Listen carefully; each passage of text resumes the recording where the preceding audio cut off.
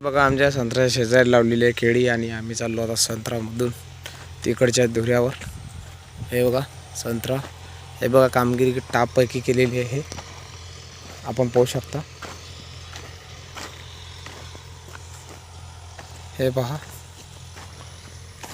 उद्या पण कामगिरी चालणार आहे, कारण की सफरचंदाची हे संत्र्याची कामगिरी चालणार आहे। लोटर पण बघा इथला टाप झालेला आहे, बारीक झालेला आहे आणि मस्त पैकी झालेला आहे।